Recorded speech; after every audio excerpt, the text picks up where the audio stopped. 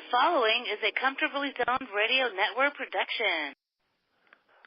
Good afternoon, good morning, or good evening, whatever time you might be listening. Welcome to another edition of Ask Claire along the Comfortably Zoned Radio Network. And I'm your host, Claire Hall, and the great thing about this program is they give me half an hour of airtime once a week to talk about things and talk with people that interest me, and that's a pretty broad brush to paint with. And sometimes we talk about sports, sometimes we talk about baseball, sometimes we talk about books, and sometimes we talk about transgender issues because, as people have been listening to this program since the beginning now, I am a transgender woman. And my guest today is a transgender woman who I've gotten the pleasure to get to know, these past few months as she has negotiated her own journey. My guest, Marcia Alvey. Thank you for being here, Marcia. It's my pleasure. Thanks for asking me.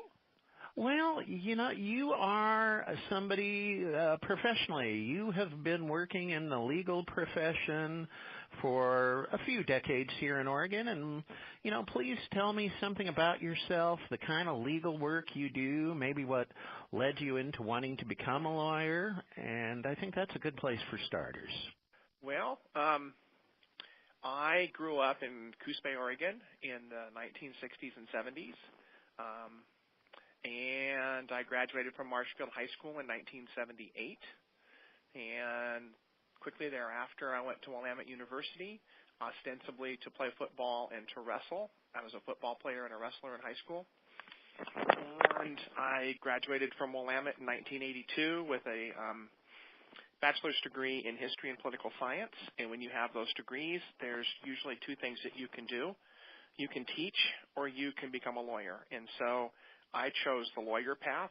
I spent a year working on a political campaign, governor's campaign in 1982, working for my former boss, Ted Kulingoski, and we unfortunately lost that campaign, and I spent a year working in the Oregon legislature, working as the Assistant Sergeant at Arms in the Oregon House of Representatives.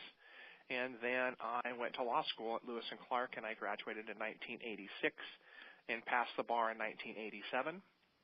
And since that time, it's been my honor for the past 31 years or so to represent primarily injured workers. So my clients are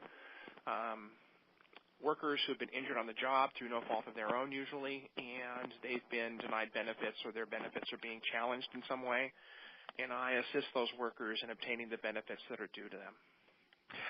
Where did the passion to do that work come from? Because I know the legal field, there's so many different things you can specialize in, and certainly that's important work, but did it have anything to do with your political exposure in general and working with Ted Kulingoski in particular? Not really. It was kind of a fluke, but it was a well-fitting fluke. I knew that I wanted to, after my first year in law school, I knew I wanted to go back to Coos Bay and see if I could find a job working as a clerk. And I lucked out and got a job with a law firm in North Bend, which is right next to Coos Bay. And I was very fortunate that this firm was primarily a workers' compensation and trial firm. And I acquired a mentor, and it was a great fit because I got into the legal business to help people. So if there's an orientation toward, my political leanings and my personal business life, it's that I want to help people. And I imagine after more than 30 years in practice, you can look back with satisfaction on knowing that you have helped a lot of folks. Lots, thousands probably. Wow. And then at some point in your career, you ended up moving from North Bend to Portland? I was a summer law clerk in North Bend, and then when I passed the bar exam, I was employed in Portland for about 6 months with a firm who did similar types of stuff, labor law and workers' compensation and medical malpractice. And then that firm kind of exploded. One partner went off to do something else. The other two partners couldn't afford to keep me. And so I moved to Astoria, back to the coast, for 4 years, where I practiced from 1987 until 1991. Then I moved back to Portland. Wow, so you're a native coastie who made her way up to Portland, and I'm a native Portlander who ended up landing on the coast. So there our lives a lot have of had opposite. Yeah, and certainly another area of similarity is the fact that, let's see, a lady doesn't ask another lady her age, but you were Marshfield class of 78. I'm John Adams High School, Portland class of 77. So we're probably pretty close in age. I suspect that we're about 3 months apart. Wow. I was born in December of 1959. Okay, yep, and I was born in September. So here we are in the 58th year of our lives, finally letting the world know not who they thought we were, but who we really are. And I'd like for you to share whatever you feel comfortable with sharing in, maybe earliest memories of realizing that you were not you were not the gender that you were assigned at birth. You were not who the world thought you were, and kind of coming to terms with it, and then finally making that life-altering decision to live as your true self. Well, let's see. The best way that I can depict my memories are they're kind of like little vignettes, little pieces of memory that stick with you, that when you add them up over the years, make a pretty compelling case that you're transgender. So I can remember no later than 1964 knowing that something was off with me. I liked dressing up in my mom's clothes, and it never stopped. And so from that point on, I was about 4 years old until the time that I left home. I periodically cross-dressed, and for the longest time, I thought that I was just a cross-dresser, although I didn't really know what that was. But I would say a pretty life-altering event took place in March of 1974 when I was 14 in the 8th grade. The old Oregon Journal had a week-long series covering the transition of a transsexual woman, as we were all called back then. Her name was Parrish, and I was an Oregon Journal paper delivery person. And I read this week-long series, and it was like scales fell from my eyes. I finally had a name to put to what I was feeling on the inside. And so I've known I am transgender since I was 14. And as I've told people a million times, you know what you do if you figure out you're transgender in Coos Bay in 1974? You get on with your life. Marcia, because there were no resources. Yeah. Go ahead. Yeah. No, if you heard me gasping there a couple of times, I remember reading that very same series in the Oregon Journal. I've never come across anyone else who remembered it, but obviously it had great influence on a couple of lives because, like you, people have asked me why I didn't transition sooner, and I said, many complicated reasons, but again, like when I was 4 or 5 years old, much like you, I knew there was something different, but I didn't even have the words, the terminology to describe it. And then reading about that young woman named Parrish, and boy, I'd love to know how she's doing today. Me too. Yeah, but I think she has to be probably in her 70s someplace. And I've always wondered where. And Claire, when I knew I was going to transition, I went back to the Multnomah County Library and dug through the old Oregon Journal records. And so I have the week-long series of Parrish's story, just copies of it, that were on microfilm. Could I trouble you, my friend, perhaps for a set of copies of those copies? No, not at all. I'm happy to do it. Oh, that would be such an important record to have of my journey. Wow. Wow. And so, as you said, I'm sorry to have taken you a bit off track, but that's okay. the revelations in these interviews for me always are amazing. And so, as you say, 1974, Coos Bay, you're transgender. What can you do? Nothing. There's no resources. So, how did your life go forward from that point? I just put one foot in front of the other and did the very best I could at everything that I could. I was an A to A minus to B plus student all the way through, and I excelled at athletics and I excelled, in academics, and I just got through it. And I did the very best I could, Claire, to make sure that no one found out my secret. Yeah. And so I engaged in very male-oriented activities. I was in a fraternity. I eventually became the president of my fraternity house.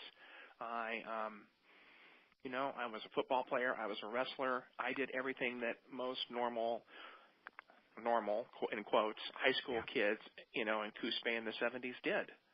And there was significant peer group pressure if you were athletically oriented to participate in sports, and I found out that I was, fair to middling at it. And so that's what I did. And the decades passed, huh? Yeah, the decades passed. And so once I was able to get out on my own, and so for the very first time, that was probably when I was studying for the bar exam in 1986. I was living by myself and therefore was able to accumulate, a wardrobe. And I remember studying for the bar exam and living pretty much as a female. Then I moved to Astoria, and I always had like a little cache of clothing. And like most transgender people that I've known over the years, I binged and purged. And I bet I've thrown away thousands of dollars worth of wigs and makeup and clothes and shoes and you name it. I would acquire all of these things, then I'd be so racked with guilt and denial that my usual MO was to find a dumpster where no one would see me and a dumpster that was big enough that I wouldn't be tempted to crawl inside of it to get the things back out. Oh, boy. And that's how I did it. I would throw them away. And that process went on for quite a while. Let me ask you something, if I could, Marcia. I mean, I have done some binging and purging in my life, not to the extent that you did, simply because in most of my poor radio and newspaper reporter days, I didn't have the resources to acquire much of a wardrobe. But, as I look back, I almost find you play a mind game with yourself. Part of you says, this is awful, this is shameful, there will be terrible consequences if I'm found out, so therefore I must purge. And yet some other part of your mind is saying, stop it. No, there's nothing wrong with this. There are thousands of people like you, but why can't, did you have that kind of internal warfare? Constantly. Yeah. Constantly. Yeah. And after you do it enough times, you pretty well come to recognize that throwing them away is not going to solve the problem, but it makes you feel better for a period of time. Like, got that behind me. I don't have to deal with that anymore. And then guess what? You do. Because who you are as a transgender person is hardwired into your being. It's not something that anyone chooses, but by the same token, once you figure out what's going on, it's something that just does not go away. And so if you want to skip ahead a decade or two, Sure.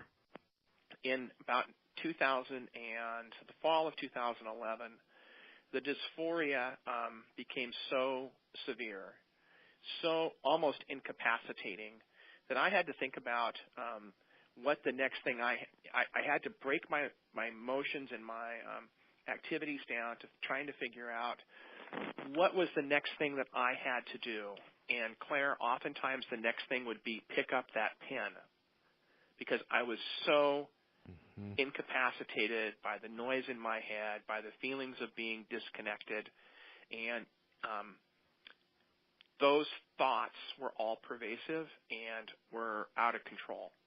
And I was pretty certain that if I didn't get some really good professional help pretty quickly, I was going to do something stupid, at least as I perceived to be stupid, and be found out. And by then I had a family, and I in a thriving law practice, and I couldn't screw that up.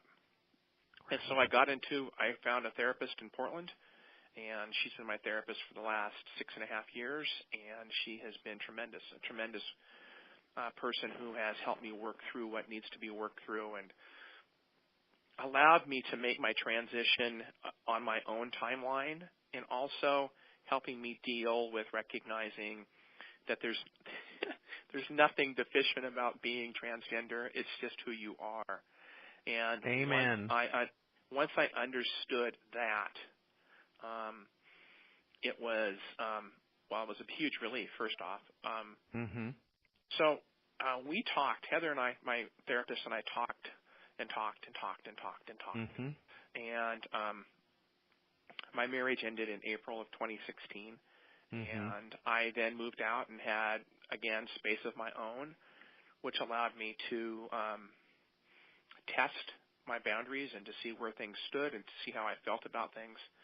And about July of 2016, I started on hormone replacement therapy. And at that point, or pretty quickly thereafter, I knew that at some point transition was going to be in my future, because commencing hormone replacement therapy was a life-altering event for me.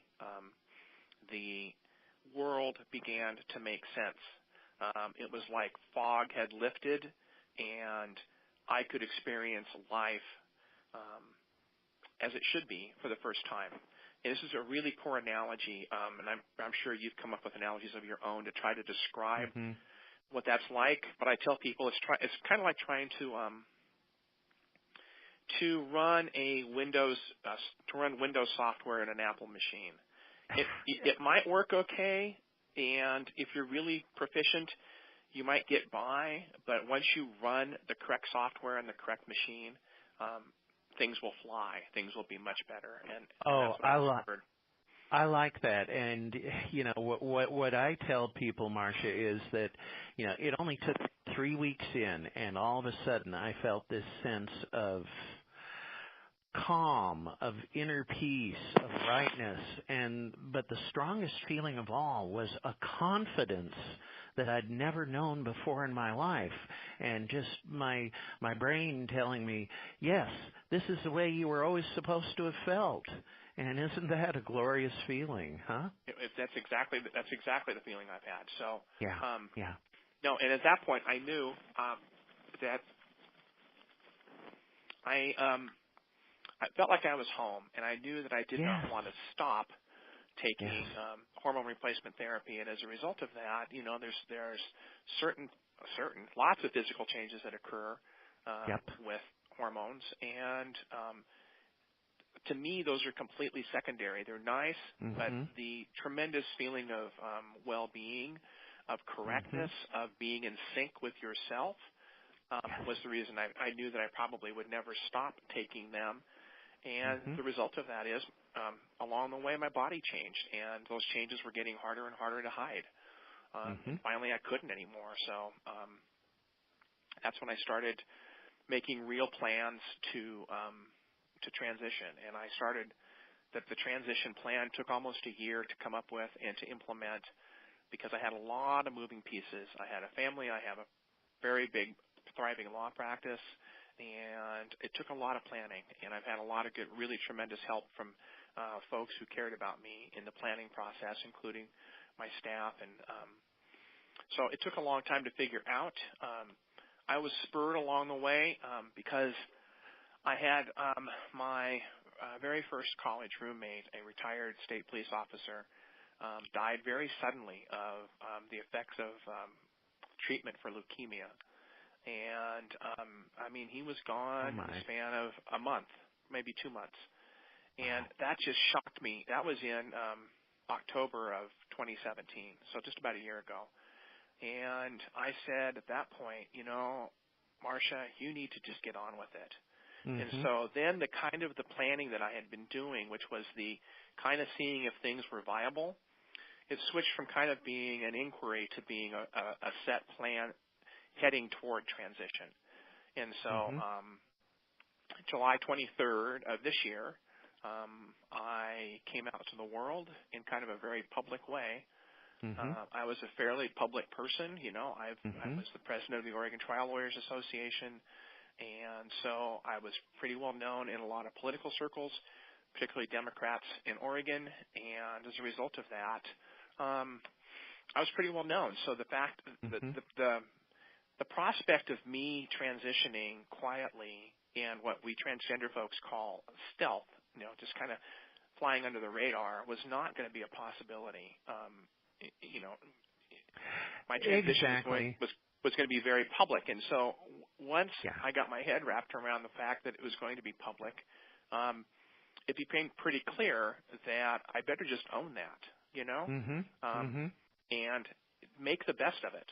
And the way that I can see to make the best of it is doing what you're doing, Claire, quite frankly, and that is show up, be visible, and hopefully be a messenger to others that being transgender is not some sort of a sickness or aberration. It's just a normal part of the human spectrum. Yes, indeed. Yes, indeed, my friend. So that's kind of my transition story.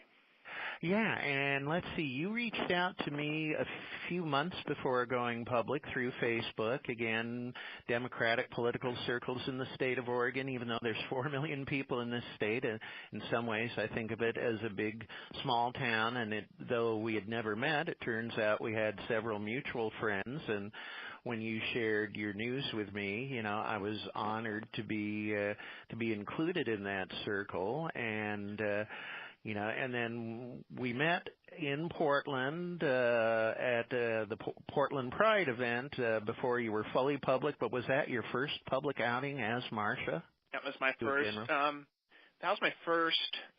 I've been out and about as Marcia quite a bit, but that was the first time that my worlds started to collide, I guess is the way to put it. I had always been very careful about when I was out, where I was going, who was going to be there, making sure that the places I was going were very safe or perceived to be safe.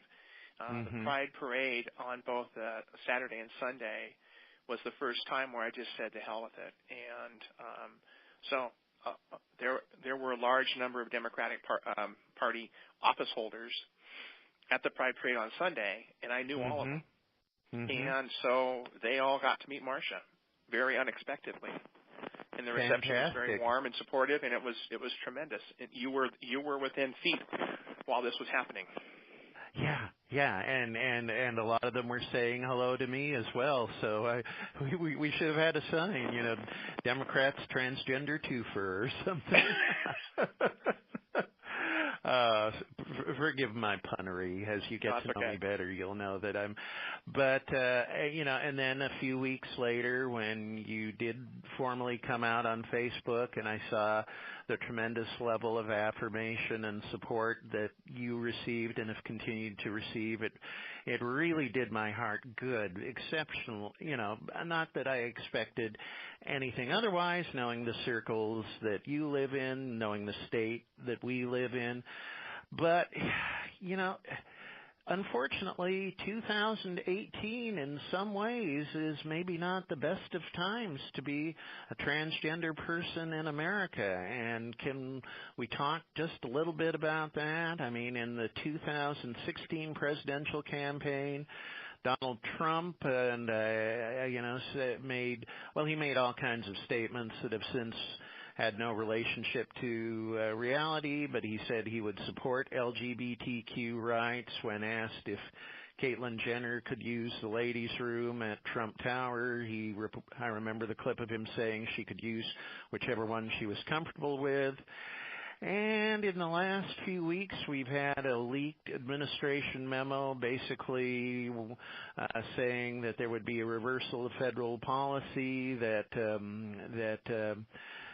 only chromosomal sex would be recognized from now on, and now all references to being transgender have been or are being scrubbed from federal websites. And at least among a lot of my friends, both in life friends and folks who I know through Facebook only, I am seeing one, a lot of anger, two, a lot of fear. And just your thoughts on it, and from a more objective standpoint, maybe if it's possible, someone in our position, how fearful should transgender people be about seeing their basic protections or even recognition taken away? Well, I think, and I'm speaking for myself here, but I suppose that a certain amount of this applies to you too. You and I have been blessed with a tremendous amount of white male privilege during our developmental years, and I certainly have pulled a lot of that white male privilege along with me, so I am nowhere near as vulnerable to the vicissitudes of our federal government as a lot of trans folks are. I'm older. I'm not dependent on the government for things like student loans and things like that, and I'm not dependent upon the government, or I'm not in need of government assistance, generally speaking. So the opportunities for the federal government to mess with me are not as many as many younger folks are, and so I'm more concerned about the young folks than I am about me. But I look at it this way, Claire. It's like Dickens said, it's the best of times and it's the worst of times. And so it's the best of times because, thankfully, in the preceding years, transgender folks had made significant progress in expanding their rights and having their rights acknowledged and supported and verified and acknowledged. It's the worst of times because we are living in a different atmosphere right now. And I am hopeful that a lot of what is happening is not going to come to fruition, and that after the election is over with, it will quietly disappear into the ether again. I'm hoping that this memo was leaked to try to gin up the Republican base, particularly the haters, and that once the election is over with and the Democrats are hopefully in control at least one of the houses, that those issues will subside. But we can't take that for granted, and we certainly need to prepare for the fact that it might not be the case. And so my personal concern is primarily, and I think you probably determined this too, the federal government knows that I'm transgender because when I applied for my passport, the application asked if you've ever used any other names. And so I had to list my male name on my passport application. So they can piece that together if they want to. My biggest concern would be if they start implementing these ideas that they had as outlined in this memo, and they start rescinding things like passports or rescinding our current passports and our true names and requiring us to, if we want to have a passport and leave the country, to have a passport that is reflective of our chromosomal gender. It's kind of an oxymoron because it's not really a gender. Our chromosomal sex designations, I guess. And that's what concerns me the most. And I think when that happens, it will be such a stark. It'll be such a stark event. It will be similar to the Jews having stars of David sewn onto their clothing. I think it will be that ugly. And I think there'll be a tremendous pushback at that point. That's my worst fear, but really, again, in my heart of hearts, is telling me something will keep that from coming to pass. But, when I see headlines that calls to suicide hotlines for trans people have quadrupled, I just... my heart weeps for them and for this country, and a country that could even allow a man like this to rise to power and be in a position where he could, threaten people's sense of security of existence. Well, again, we've got to keep the faith in right prevailing, and rather than close the program on a down note, I'm going to ask Marcia, can you offer some final words of wisdom, words of hope, words that would, send us off feeling a little better about being alive today? Here's my words of hope. My words of hope are, if you're transgender and if you are closeted or if you are a young person considering transition, just know, at least based on my experience, that the world is not going to come to an end, that you will probably make it through just fine. And, in fact, you will probably, at least in my experience, and I watched your transition, Claire, the amount of support and the amount of love that was expressed to me as I transitioned was mind-boggling. And, same here. Yeah. And awe-striking. I mean, I was just, I never knew I was so loved. And I suspect that there are a lot of folks who are living lives of misery or of living borderline lives with a foot in each camp. And my suggestion to them would be to get on with it. Yes, yes. No time like today. Exactly. And as Jenny Boylan once said, it is never too late to live your life. Exactly.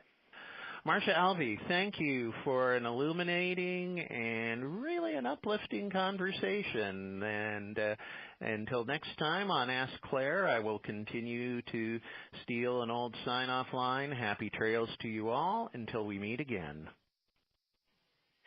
The proceeding was a Comfortably Zoned Radio Network production. Thank you for listening.